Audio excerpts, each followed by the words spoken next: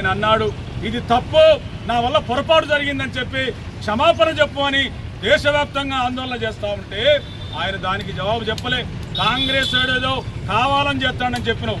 కాంగ్రెస్ గురించి కాదిదా, బాబాసాహెబ్ అంబేద్కర్ను అవమానించిన సంగతి నిజమా కాదా చెప్పు అంటే బీజేపీ చెప్పలేదు, అమిత్ షా చెప్పలేదు.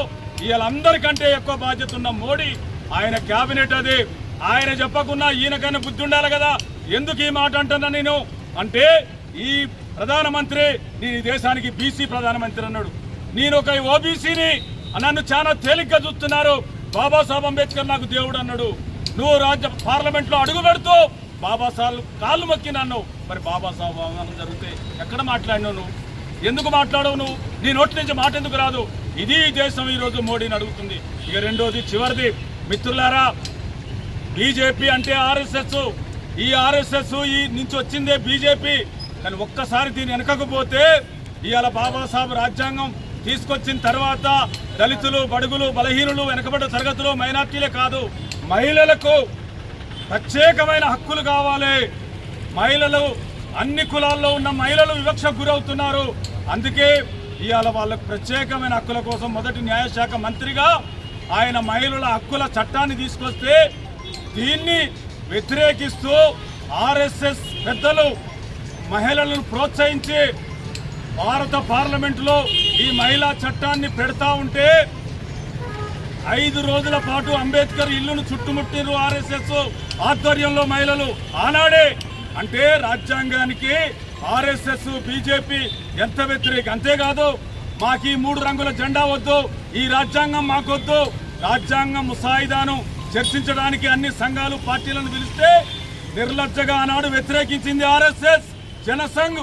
ఇది మేము మాకొద్దు, మనువాదం ఈ దేశానికి ఉన్నాక మరొక రాజ్యాంగం ఎందుకని చెప్పినటువంటి ఆర్ఎస్ఎస్ ఆ రోజు నుంచి ఈ రోజు వరకు అంబేద్కర్ను, రాజ్యాంగాన్ని అవకాశం దొరికినప్పుడల్లా అవమానించేటువంటి దుర్మార్గమైనటువంటి ఫ్యాసిస్ట్ పార్టీ బీజేపీ.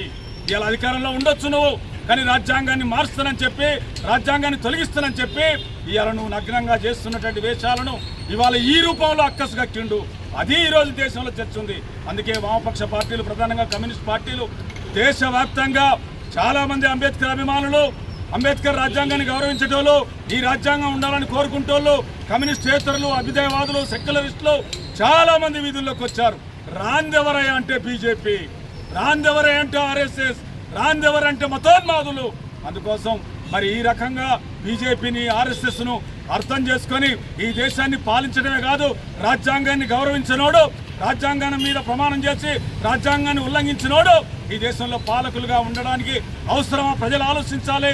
నిజంగా మోడీకి చిత్తశుద్ధి ఉంటే ఇవాళ నువ్వు తక్షణమే అమిత్ షా రాజీనామా చేయడం, ఆయన సొంతంగా నీ క్యాబినెట్ నీ ఇష్టమైతే ఉండాలి, లేకుంటే పోవాలి. నువ్వు బర్తరఫ్ చేసి నీ చిత్తశుద్ధిని నిరూపించుకోవాలని చెప్పి వామపక్షాలు ఇలా దేశవ్యాప్తంగా డిమాండ్ చేస్తున్నాయి. అదే డిమాండ్తోని ఈ దేశంలో అన్ని ప్రాంతాల్లో ఎర్ర జెండాలు, ఇలా రాజ్యాంగాన్ని రక్షించుకుందాం, బాబాసాహెబ్ అంబేద్కర్ను గౌరవించుకుందాం, సెక్యులరిజాన్ని కాపాడుదాం, ఫ్యాసిజాన్ని వ్యతిరేకిద్దామని చెప్పి చేస్తున్న ఈ ఆందోళనలో కలిసి వచ్చిన పార్టీలకు, పెద్దలకు పేరు పేరున అందరికీ ధన్యవాదాలు.